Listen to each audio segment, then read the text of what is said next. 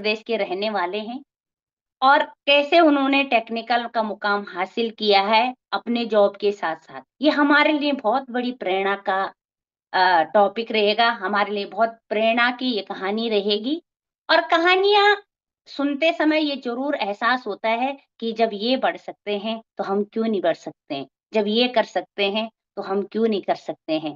तो कहानियों से बहुत कुछ डाउट क्लियर होते हैं। कहानियों से पता चलता है कि कैसे-कैसे करके इंसान आगे बढ़ा है, कैसे इन्होंने टाइम को मैनेज किया है, कैसे इन्होंने इस सिस्टम को सीखा है। आज उन्हीं ग्रेट पर्सनैलिटी को मैं जा इनवाइट करने जा रही हूँ। सुनिए उनकी कहानी, उन्हीं की जुबानी। ग्रेट पर्सनैलिटी गवर्नमेंट टीचर हैं राजेश सर और बहुत-बहुत स्वागत करती हूँ सर मैं आपका सभी की जोरदार तालियों से। मोस्ट चलिए। वेलकम सर, बहुत-बहुत स्वागत है आपका और आइए और अपना एक्सपीरियंस सभी तक शेयर करें। मोस्ट वेलकम सर, बहुत बहुत धन्यवाद बहन आपका, सुषमा बहन जी मोस्ट आपका। वेलकम। Thank you. और सादर अभिवादन स्वीकार करिए आप सभी साथी रायबरेली से राजेश का।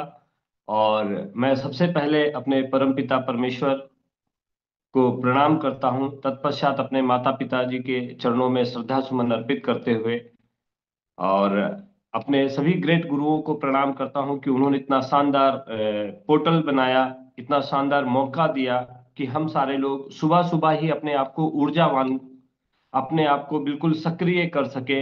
रोज हमारी बैटरी सुबह ही इस मिरेकल मॉर्निंग में चार्ज होती है और उसके बाद हम लोग पूरे दिन काम करते हैं। इसके लिए मैं सभी गुरुजनों को नीचे से ऊपर तक जितने भी हमारे गुरुजन हैं, परम श्रद्धेय जर्नैल सर से लेके प्रमोद सर और राकेश सर, सभी गुरुजनों को प्रणाम करते हुए आगे आज की अपनी बात को मैं रखता हूँ। और बहन सुषमा बहन जी हम सबके लिए प्रेरणा का स्रोत है। जब भी बीसी सर के प्रोग्राम में रहे हैं तो आपकी जो आपकी स्टोरी है, आपकी जो फोटोज लगाते हैं, तो हमारी इस टीम में जितनी भी बहनें होती हैं उन सबको एक अलग सी ऊर्जा, उत्साह और उनके अंदर एक विश्वास जगता है। और आपको मैं बहुत बहुत आभार व्यक्त करता हूं और बहुत आपका धन्यवाद व्यक्त करता हूं कि आपने एक मुकाम स्थापित कर दिया जो हम और हमारी जितनी भी बहनें हैं उनको प्रेरित करती है कि नहीं, मैं भी कर सकती हूँ। अगर सुषमा बहन कर सकती है तो मैं भी कर सकती हूँ। चलिए फ्रेंड्स, मेरा जो जन्म है वो रायबरेली में एक ब्लॉक है, सरीनी ब्लॉक के धनपालपुर ग्राम सभा में हुआ। बचपन हमारा, चूंकि हमारे पिताजी कोल माइंस झारखंड धनबाद में एज ए एम्प्लॉयड थे, सेंट्रल एम्प्लॉयज थे कोल माइंस में, तो मेरी पढ़ाई लिखाई बचपन में बाबूजी के साथ ही हुई। मैं पिताजी के साथ धनबाद में रहता था और प्लस टू तक का जो हमारी एजुकेशन हुई है वो वहीं आरएसपी कॉलेज झरिया धनबाद में है, वहीं से मैंने किया। उस समय वो बिहार हुआ करता था फ्रेंड्स। उसके बाद आगे की पढ़ाई के लिए हम लखनऊ यूनिवर्सिटी आ गए और लखनऊ यूनिवर्सिटी से हमने ग्रेजुएशन किया। लॉ भी मैं कर रहा था, एलएलबी भी मैं कर रहा था। तभी हमारा सिलेक्शन जो है बीटीसी एक कोर्स होता है उसमें हुआ, जो टीचर्स के लिए होता है। और 50 सीटें होती थी, उनमें हमारा हमारा चयन हुआ था जिले पे। और उसी समय हमारा फाइनल सिलेक्शन लेखपाली में भी हुआ था और इंटेलिजेंस ब्यूरो में भी हुआ था। लेकिन हमने निर्णय लिया कि हम एज ए टीचर ज्वाइन करेंगे। उसका कारण ये था कि टीचर की जॉब ऐसी थी कि जिसमें बहुत ज्यादा लाइबिलिटीज लाइबिलिटीज तो बहुत ज्यादा है, लेकिन मतलब टेंशन नहीं, एक जो शब्द होता है ना, टेंशन नहीं था। और दूसरी बात, एक चीज मेरे अंदर थी कि मैं जब एज ए टीचर आऊंगा तो मैं ना एक मेडिकल स्टोर डालूंगा, क्योंकि शुरू से मेरी भूख थी कि नौकरी से तो आदमी बड़ा नहीं बन सकता। तो मैं चाह रहा था कि मैं एक मेडिकल स्टोर डालूंगा, क्योंकि हमारे साथ हम सब लोग डिप्लोमा इन फार्मेसी का भी वो था मेरे पास। तो इस तरह की बातें थी। तो इसी बेस पे हमने टीचिंग जॉब को चुना और बहुत मजा भी आया। 2007 से लेकर 2011 तक मैं रायबरेली डाइट में रहा और यहाँ पर बहुत सारे लोगों को बहुत सारी तरह की चीजें हुई, टीचरों को, और सारे दायित्वों का निर्वाह किया।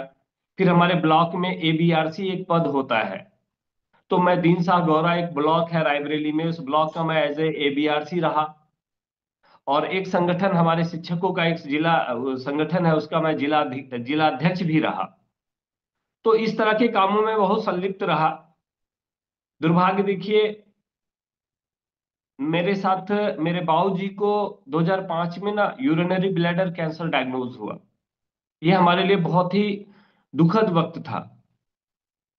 हम हमारा पूरा परिवार बाबूजी के लिए बहुत सारा दौड़ भाग किए और एसजीपीजीआई लखनऊ में बाबूजी का सफल इलाज हुआ।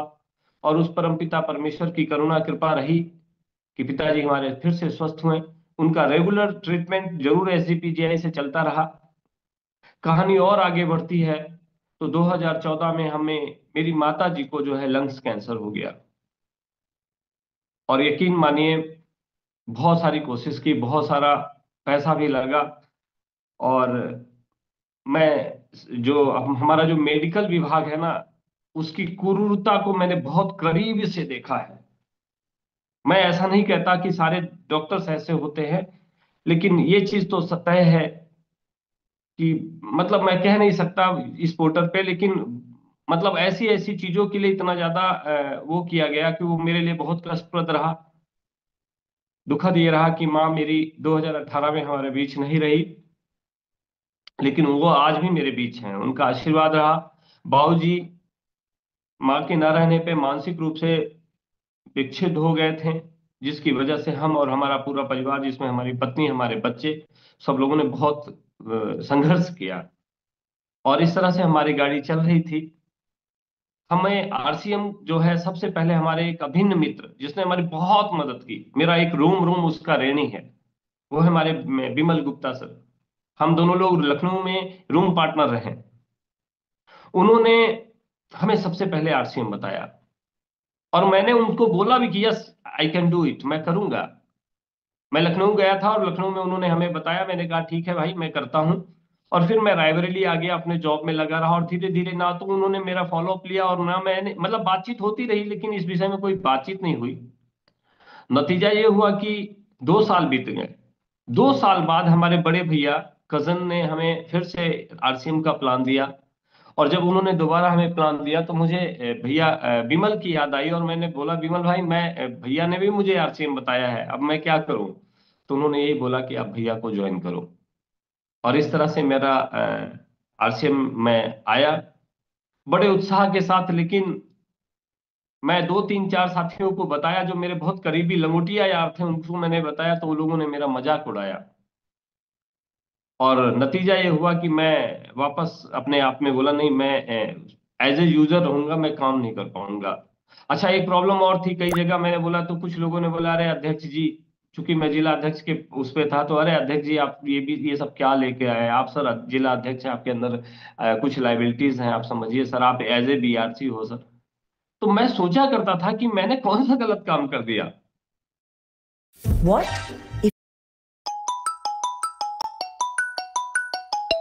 I had started a mutual fund SIP of rupees 5,000 per month 25 years ago? I would be a friends, सबसे ज्यादा सीरियस जब हुआ, जब 2021 में हम कोविड से ग्रसित हो गए, यानी हमें कोविड हो गया था और मैं क्वारंटाइन में रहा। और वो 14 दिन 15 दिन हमारे जीवन के लिए बहुत ही वो रहा। उस समय मैं इतना व्याकुल था, इतना परेशान था अपने परिवार के लिए, अपने बच्चों के लिए। मैंने 1 करोड़ तक का टर्म बीमा के लिए मैंने अप्लाई किया, सब कुछ किया, लेकिन उन लोगों ने उस समय नहीं किया कोई बीमा। मेरी सबसे ज्यादा चिंता थी कि मेरे बाद मेरे बच्चों का क्या होगा, मेरे परिवार का क्या होगा। और उस समय मैंने परम श्रद्धेय परम पूज्य डीके सर, मनोज वर्मा जी, इन लोगों को सर को सुना। उसके बाद एक निर्णय लिया कि अगर मैं काम करूंगा तो आरसीएम जैसा प्लेटफॉर्म मेरे जीवन में है, तो मुझे इधर उधर भटकने की कोई जरूरत नहीं है, कोई टर्म पॉलिसी, कोई किसी चीज की कोई मतलब नहीं। बस 3 साल गुरुदेव जो बता रहे हैं, जो हमारी ग्रेट अपलाइन बता रही है, उनके कहे हुए रास्ते पे काम करते चले जाओ, काम करते चले जाओ, बहुत बड़ा काम हो जाएगा, बहुत बड़ी नेटवर्क टीम बन जाएगी। इसी तरह से मैंने फिर उसके बाद परमपिता परमेश्वर आप सबकी करुणा कृपा रही कि मैं स्वस्थ हो गया, मैं पुनः ठीक हो गया। और फिर उसके बाद फ्रेंड्स मैंने प्लान को, अपने सिस्टम को फॉलो किया। हालांकि परिस्थितियां विपरीत थीं, बाबूजी की वजह से हम लोग घर छोड़ पाने में सामर्थ्य, बहुत समस्याएं थीं। लेकिन पिताजी भी 4 अगस्त 2024 को हमारे बीच नहीं रहे। लेकिन उनके आशीर्वाद, उनकी करुणा, उनका प्यार आज भी है, उनका मार्गदर्शन हमारे बीच आज भी है। और जब भी मैं अपने आप को महसूस करता हूं तो वो मिलते हैं। और फ्रेंड्स, इस सिस्टम में हमने अपने आप को पूरी तरह से अपने अपलाइन के प्रति समर्पित कर दिया, अपने लाइफ लाइन के साथ काम करना शुरू किया, एक शेड्यूल्ड बनाया, प्रति माह का शेड्यूल बनाया, वीकली मीटिंग का शेड्यूल बनाया, और उस पे लगातार काम करते करते अपने साथ, अपने लोगों के साथ मिलके मैं काम कर रहा हूं। और यकीन मानिए, मैंने जो महसूस किया इस सिस्टम में, अगर आपको कोई उठा सकता है, सबसे बड़ा काम कर सकता है, जहां मैं गलती कर रहा था, वो चीज मुझे अब महसूस हुई कि वो है हमारा सेमिनार। फ्रेंड्स, जितने भी सवाल हैं लोगों के, उन सारे लोगों को किसी भी तरह से एक बड़े इवेंट यानी बड़े सेमिनार में बिठाया जाए, अपना काम निसंदेह होगा। और हम सबके पास एक बहुत ग्रेट अपॉर्चुनिटी है, और वो सब भी हमारे ग्रेट गुरुदेव परम श्रद्धेय प्रमोद गुलाटी सर और परम श्रद्धेय राकेश शर्मा सर के द्वारा ये जो पोर्टल मिला है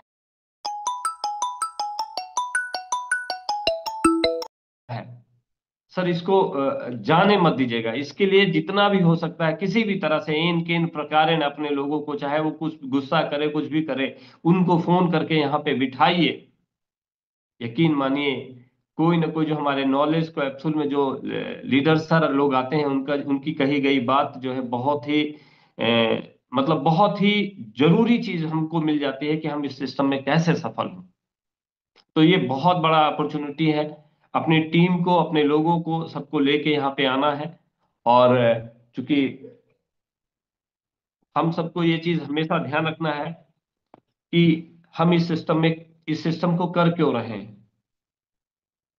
सबसे ज्यादा जरूरी काम है कि हम इस सिस्टम को कर क्यों रहे हैं। अगर ये चीज हमारा डिसाइड हो जाएगा, मैं अपनी बात करूं तो मुझे ये पूरी पूरी व्यवस्था जब समझ में आ गई, पूरा डायरेक्ट सेलिंग समझ में आ गया, तो मैंने एक टारगेट बनाया कि मेरी 3 बहनें हैं और तीनों बहन बेरोजगार हैं। तीनों की आईडी मैंने लगाई, मेरे बच्चों की मैंने आईडी लगाई, और मैं काम सब पे कर रहा हूं। और यकीन मानिए, आज सबके पास ठीक ठाक इनकम जा रही है। यानी स्टार पिन पे मेरी बहन भी हैं, मेरे बेटे भी विनर के पेन पे हैं। इस तरह से सबके पास ठीक ठाक इनकम जा रही है। आप देखो सर, दुनिया का एक शानदार मौका है अपने पास। काम अभी तो मैं ही कर रहा हूं। बच्चे, चूंकि मेरा बेटा बड़ा पीएचडी कर रहा है इलाहाबाद यूनिवर्सिटी से, तो मैं उसको डिस्टर्ब नहीं कर रहा हूं। बट एज ए यूजर वो लगातार सामान खरीदते हैं और खाते हैं और बहुत प्रेरित है। तो इस तरह से हम लगातार अपना एक लक्ष्य बनाकर अपना क्यों स्पष्ट करें, क्यों जरूरी है। तो हमने अपने क्यों को स्पष्ट किया, और हम चाहते हैं कि हम इस मिरेकल मॉर्निंग अपने गुरुदेवों के आशीर्वाद और उनके बताए हुए रास्ते और सिस्टम को फॉलो करते हुए इसी 2025 में अपने टीम में 5-5 हमको टेक्निकल दोनों तरफ खड़ा करना है। ये मेरा अपना संकल्प है। और जो भी साथी हमारे साथ लगे हुए हैं, हे परमपिता परमेश्वर, किसी भी तरह से उनके अंदर ऐसा जोश, ऐसा उत्साह, ऐसा विश्वास भर दीजिए कि एक एक साथी रॉयल्टी से नीचे तो आए ही ना। और इसके लिए मैं काम करूंगा, मतलब जितना हो सकता है उतना मैं लगातार संघर्ष करके उनके लिए मेहनत करूंगा, और हर हाल में उनको वहां तक पहुंचाऊंगा। ये मेरी जिम्मेदारी है, क्योंकि अगर वो मेरे टीम में आ गए हैं, मेरे परिवार में आ गए हैं, तो कुछ भी हो जाए, आप चाहे जैसे भी हो, हम आपको उस मंजिल तक लेके जाएंगे। इस सिस्टम का जो रॉयल्टी वाला फल है ना, वो मैं आपको खिला के रहूंगा, मैं आपको दिला के रहूंगा। यही हमारे अंदर एक जोश है और एक विश्वास है कि ये होके रहेगा, क्योंकि ये हमने ठान रखा है। और जितने हमारे वाइटल और उससे वाइटल के लेवल पे साथी हैं, बस मैं आपसे यही कहूंगा कि फ्रेंड्स, ये जो मौका है ना, मिरेकल मॉर्निंग, इसको जाने मत दीजिएगा। इसके लिए जो कुछ हो सकता है करिएगा, और आप अपने ग्रेट अपलाइन के टच में रहिएगा। अगर आप 24 से 48 घंटे के अंदर आपका फोन आपके अपलाइन के पास नहीं जा रहा है, तो यकीन मानिए आपका जो ना एंटीना हिल जाएगा। इसलिए फ्रेंड्स, सबसे ज्यादा जरूरी है कि अपने अपलाइन के टच में रहिए। लगातार अपलाइन चाहे गुस्सा करें, चाहे जो कुछ करें, लेकिन आपको उनके टच में रहना है, सिस्टम में बने रहना है। और एक ही बात के बाद अपनी बात को हम समाप्त करेंगे कि नर हो ना निराश करो मन को, नर हो ना निराश करो मन को, कुछ काम करो, कुछ काम करो, जग में रहकर कुछ नाम करो। यह जन्म हुआ किस अर्थ अहो, समझो जिसमें यह व्यर्थ न हो। कुछ तो करो उपयुक्त इस तन को, नर हो ना निराश करो मन को, नर हो ना निराश करो मन को। एक अपॉर्चुनिटी आपको मिली है, इसको हमको आपको कैश करना है। बहुत बहुत आभार, बहुत बहुत धन्यवाद अपने ग्रेट गुरुदेव Premlal sir, doctor Premlal sir, Jarnail sir, परम श्रद्धेय परम पूज्य प्रमोद गुलाटी जी, और हम सबके ग्रेट गुरुदेव